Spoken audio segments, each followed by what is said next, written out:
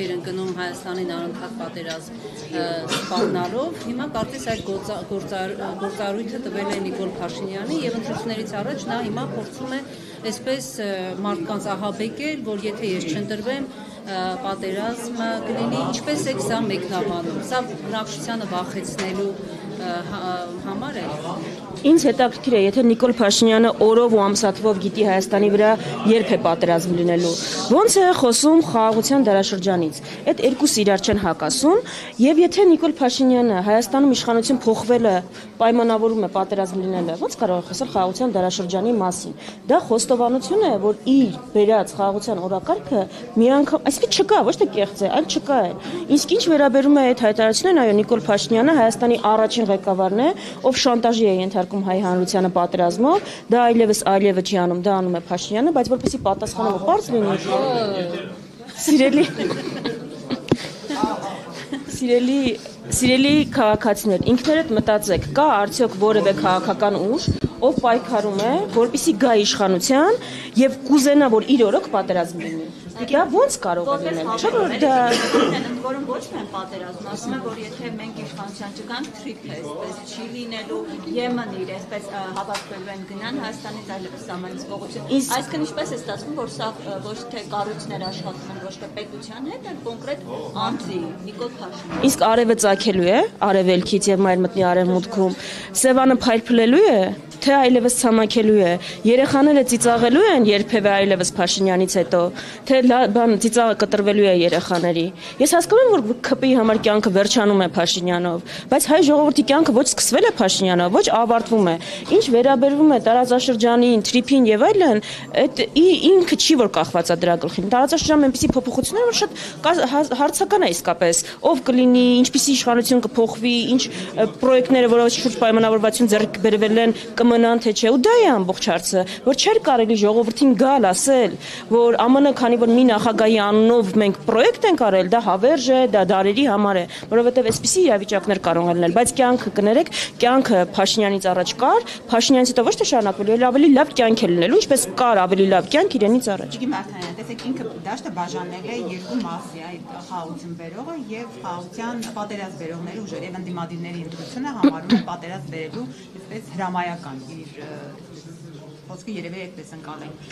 Սա նախընտրական այս շրջանում եւ ընդհանրապես ընտրությունների վրա կազմի, այսինքն հանրությունը իսկապես կհասկանա, որ եթե Փաշինյանը չեղավ, վերջ, ուրեմն պատերազմը ավելի ծանր է լինելու, քան 44 օր, ինչպես ինձ թվում է։ Հանրությանը մենք պիտի ուղղակի հիշեցնենք իրականությունը։ Եթե Փաշինյանը մի բան է ասում, կա, իսկապես դրա հակառակն է ուրեմն իրականությունը։ Ես ուղղակի ուզում եմ հիշեցնել, որ 21 թվականին էլ Փաշինյանը ճիշտ նույն առաջարկներ անում, ճիշտ նույն խոսույթը խոստանում էր ձեզ խաղաղություն։ Դրանից հետո քանի պատերազմ տեսավ մեր ժողովուրդը։ Դրանից հետո էթնիկ զտում ենք տեսել, հասկանում եք, ու մի հատ ինձ ասեք, ամենաշատ պատերազմներ իր օրոք գրանցած ուժը, որ հայտարարել է, որ Հայաստանի տարածքում կան ադրբեջանական հողեր, որոնք գտնվում են հայկական վերահսկողության տակ, ոնց կարող է խոսել խաղաղությունից ու մեղադրել օրինակ ուժի Հայաստան Դաշնքի պարագայում երկրորդ նախագահ դաշնակցություն, որոնց կառավարման տարիներին պատերազմ չի եղել ու միակ ղեկավարն է, որ չի եղել։ Ոնց կարող է այդպիսի բան լինել։ Նիկոլ Փաշինյանը խաղաղության հակառակն է, Նիկոլ Փաշինյանը ոչ թե իր օրոք են եղել պատերազմներ, իր հայտարարությունով սադրել է այդ պատերազմները, ավելին հիմք է նախապատրաստել, որպեսզի Ալիևը չտանջվի այդ հիմքերը նախապատրաստելու համար, եթե հարձակում ունենա։ Մի հայտարարությունը, որ Հայաստանի վերահսկողության տակ կան ադրբեջանական հողեր, դա նվեր է Ալիևին։ Այսպիսի հայտարարություններ անող ուժը չի կարող խաղաղությունից խոսել։ Նույնիսկ պատգամավորները չգիտեն կամ մնացած ուժերը չգիտեն, թե ինչ է իրականում պլանավորվում, մի քանի հոգի գիտեն այդ մասին եւ կենտրոններ կան, որոնք տեքստերը տալիս են, իրենք էլ կրկնում են, չիմանալով, որ պատերազմի նախապատրաստությունը տեղի ունի։ ԿՊ-ի ներքին կյանքն էր պատմում, հասկացա։ ԿՊ-ում այդպես է ոնց հասկացա, մի քանիսը գիտեն, երևի ինքը Ռուբեն Ռուբինյան, Ալեն Սիմոնյան եւ այլն գիտեն ինչ է սպասվում, մնացածին էլ տենց անակնկալ են մատուցում։ Չէ, մեր մոտ այդպես չի, մենք գիտենք ինչի համար ենք պայքարում եւ գիտենք յուրաքանչյուր մեր հայտարարության արժեքը ու զգում ենք պատասխանատվություն, դրա համար ընտրում ենք բառերը, չնայած ընդդիմություն ենք ու ավելի երկար ենք ընտրում, քան իշխանությունը, ով ներվային ծիկերի ժամանակ լայվեր է մտնում եւ ինչ-որ վիդեոներ է անում։ Փոխանցումներ անդառ այսպես անգամ ազգային ժողովի նախագահ Նիկոլ Փաշինյանը ասում է, որ Հայաստան դաշինքը հիմա անգամ խորհրդարան մտնելու խնդիր ունի։ Ինչպես են խոսում հաղթանակի կամ այդքան ձայն հավաք։ Ես տենց էլ չհասկացա, վերջը Հայաստան դաշինքը խորհրդարան մտնելու խնդիր ունի, թե Հայաստան դաշինքը հաջորդ իշխանությունն է, որից բանը զգուշացնում են ժողովրդին, ասում են Գյումրի 2 ազում անի։ Հիմա մենք Գյումրի 2 ենք անելու, թե խորհրդարան չենք անցնելու։ Մի հատ կարող են կողմնորոշվել։ Եթե Հայաստան դաշինքը խորհրդարան չի անցնում, 90% ինչ են նվիրում մեզ։ Եթե քաղաքական դիակներ ենք, չգիտեմ, ուժ չունեցող ենք, այդ հայտարարությունը 90% ինչ է վերաբերում մեզ։ Լավ, քաղաքական դիակների մասին այդքան խոսում են, ի վերջո, այս ուժը, որը հայտարարում 70% ունի, ինչի՞ց է վախենում։ 70% ունեցող ուժը որևէ սցենարից կվախենա, ո՞նց կարա ուժ ունենա 70% ու վախենա Գյումրի 2 սցենարից։ Իսկ կարող է իրենք խնդիրներ ունեն։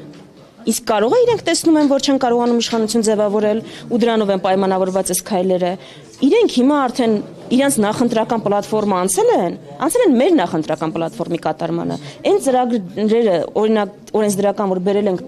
ազգային ժողով, իրենք համոզել են, որ դա պետք չի անել, հիմա խոստանում են, որ կանեն։ Օրինակ թոշակների ինդեքսավորումը։ Եվ արդեն ամերիկյան հետախուզության ծառայության գաղտնազերծումը, որ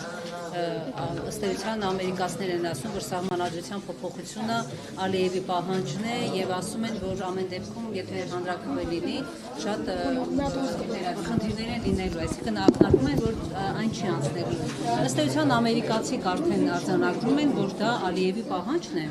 եւ Սևով սպիտակի վրա, սա այլևս Հայաստանում ընդդիմությունը չի ասում, այսինքն ամբողջ աշխարհը ասում է, որ Ալիևն է պահանջում սահմանադրություն փոխել։ Ես այստեղ մի հատ կարևորագույն բան եմ ուզում ասել։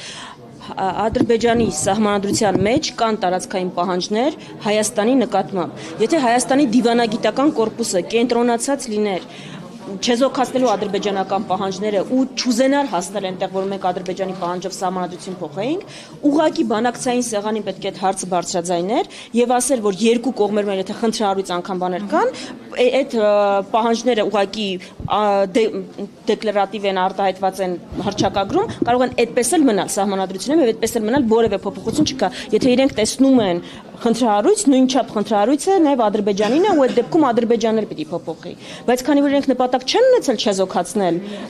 այդ պահանջը, իրենք չեն բարձրաձայնել այդ հարցը։ Հիմա հասել է այնտեղ, որ Ադրբեջանը որևէ քննարկում չունի սահմանադրություն փոխելու մասին, մեզնից պահանջում է սահմանադրություն փոխել ու դա ֆիքսում է ԱՄՆ հետախուզական ծառայությունը եւ այո, բնականաբար դա խնդրահարույց է, որտեղ խոշորաշվի 700,000 մարդ շուրջ պիտի գնա եւ այո ասի Ալիևի սահմանադրությանը։ Եթե Նիկոլ Փաշինյանը այս ընտրությունները վերածում է սահմանադրական հանրաքվեի, Ալիևի սահմանադրությանը այո կամ ոչ ասելու, ուրեմն մենք պիտի ընդունենք այդ մարտահրավերները ու այո, ասենք, որ հունիսի 7-ի ընտրությունները Ալիևի սահմանադրությանը այո կամ ոչ ասելու ընտրություններ են։ Ու ոչ է պետք ասել բնականաբար։